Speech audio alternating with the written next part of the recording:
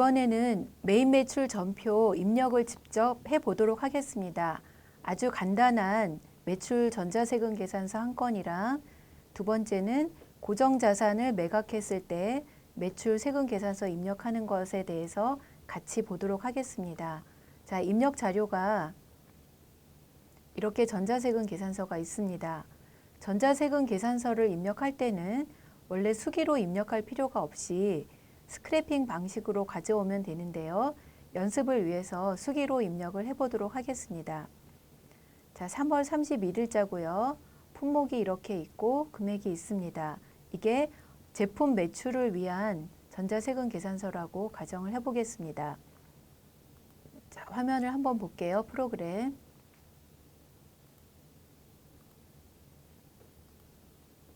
자, 3월 31일이었으니까 일단 기간을 3월을 선택을 합니다. 제가 미리 입력해 놓은 게 있어서 그걸 보면서 하겠습니다. 자, 3월 31일 과세. 제가 매출 과세 유형 탭을 선택했기 때문에 과세는 자동으로 이렇게 넘어갔습니다. 그리고 품목은 요거랑 똑같았는데 일단 그냥 한글로 세라믹이라고 쳐보겠습니다. 금액이 좀 복잡한데 어쨌든 요 금액이라고 하면 금액을 세금 계산서인 경우에는 공급가액을 입력하면 부가세가 10% 자동으로 입력이 된다고 말씀드렸죠. 그리고 공급처가 이 신진택이라고 가정을 해보겠습니다. 그러면 여기에서 이 위에 있는 코드를 누르거나 F2 기능키를 누르면 검색창이 나오는데 여기에서 신진택을 검색을 해봅니다. 그러면 기존 거래처가 있고 사업자 번호도 세금 계산서에 있는 사업자랑 똑같으면 이거를 선택을 하면 되고요. 그다음에 전자세금 계산서이니까 전자여로 표시를 해야 되는데 여로 표시하기 위해서는 하단에 보니까 전자세금 계산서 여는 1번을 하라고 되어 있습니다. 그러면 1번을 이렇게 입력하면 여로 표시가 됩니다. 그리고 법인인 경우는 외상으로 분계를 하는 게 일반적이죠. 그래서 분계 유형은 외상으로 입력을 하고 싶은데 외상으로 입력하기 위해서는 여기 메뉴의 하단을 보니까 외상은 2번을 입력하라고 되어 있습니다. 그럼 여기에다가 2번을 입력합니다. 그러면 하단에 분계가 이렇게 자동으로 나오죠. 그래서 외상은 차변에 외상 매출금 그리고 대변에 부가세 예수금 이 부분이 자동으로 분계가 되고 또 대변 매출 계정 과목이 401번 상품 매출로 이렇게 됐습니다. 만약에 이게 상품 매출이 맞으면 이대로 하고요. 이거는 상품 매출이 아니라 제품 매출이다 라고 하면 계정 과목을 여기서 변경을 해줘야 되겠죠. 제품 매출이 404번인가요? 네, 404번 또는 계정 과목을 알 수 없다라고 할 때는 코드를 모를 때는 이 코드를 누르거나 F2를 눌러서 제품 매출이라고 검색창에 입력을 하면 해당되는 계정이 보입니다. 그럼 이거를 이렇게 선택을 해주면 됩니다. 자, 간단하죠? 이렇게 됐고요. 그 다음 사례를 한번 보겠습니다. 이번에는 매출 세금 계산서인데 상품이나 제품 매출이 아니라 고정자산을 매각한 경우입니다. 중고 연마기계를 매각했다. 그래서 이 회사가 쓰던 기계를 다른 어떤 회사에 매각을 했습니다. 그래서 800만 원에 부가세 별도로 해서 이렇게 매각을 하고 세금 계산서를 발행을 했습니다. 이 부분을 입력을 해보겠습니다. 자, 거래 입력 부분은 이렇게 800만 원에 80만 원 입력을 하고 이제 전표 부분이 좀 복잡하죠. 고정자산을 매각했을 때는 전표가 이렇게 유형자산 처분 이익이나 손실까지 다 반영을 해줘야 되기 때문에 이 전표 부분이 복잡합니다. 일단 이 전표에서 보면 이 기계장치가 지금 800만 원에 매각했지만 취득했을 때는 다른 금액이겠죠. 그러면 취득가액으로 이제 그 기계장치라는 계정을 대변으로 해서 취득가액으로 없애줘야 하고 또 이 기계장치에 대한 그 감가상각 누계액을 또 같이 없애줘야 합니다. 이런 정보를 알기 위해서는 우리가 고정자산 등록에 가서 봐야 되는데요.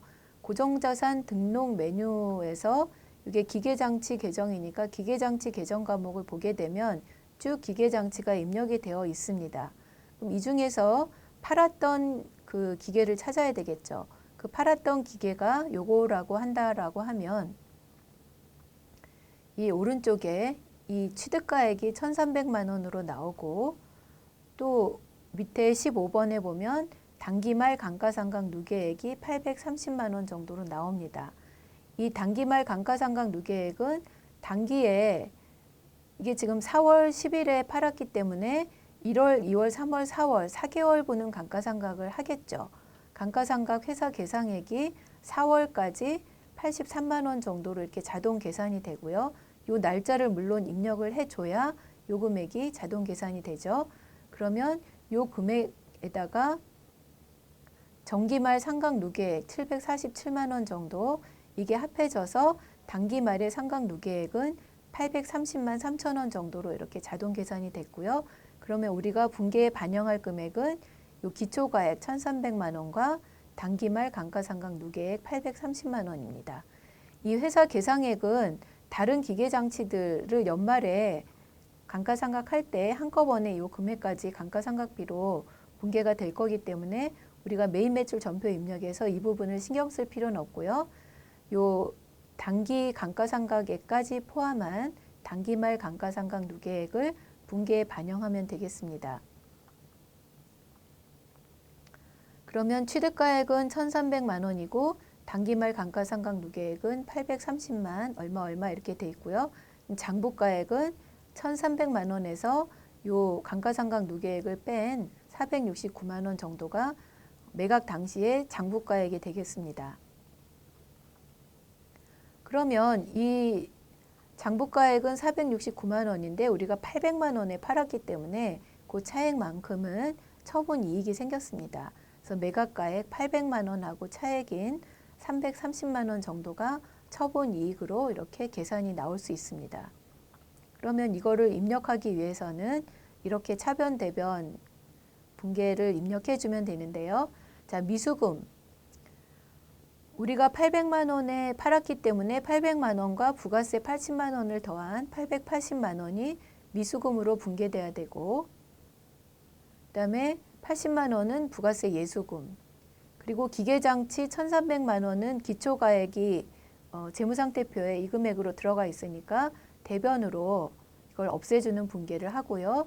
요거에 대한 감가상각 누계액 830만 원을 차변에 감가상각 누계액을 없애주는 분계를 합니다. 그러고 나면 차변과 대변의 차액이 나오는데 그 차액이 오른쪽으로 나오면 유형자산 처분 이익이고 차액이 왼쪽으로 나오면 유형자산 처분 손실이 됩니다. 지금 같은 경우는 오른쪽으로 차액이 발생하죠. 차변의 합계가 1,710만 원 정도 되는데 대변은 이 유형자산 처분 이익을 합해야 요 1,710만 원이 됩니다. 그래서 이러한 분계를 우리가 이 화면에 이렇게 전표 부분에다가 프로그램에서 이렇게 반영을 똑같이 해주면 되겠습니다.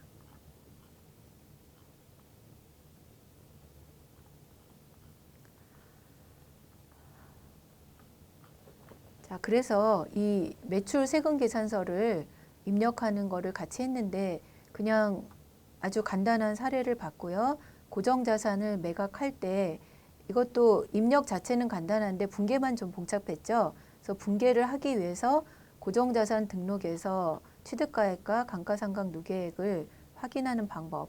이 감가상각 누계액을 확인하기 위해서는 먼저 양도 일자를 입력해 준다는 거 그리고 여러 가지 이런 계산들을 해서 결과적으로는 이런 분계를 프로그램에 해주시면 되겠습니다. 자, 이상으로 매출 세금 계산서 입력 사례를 마치겠습니다.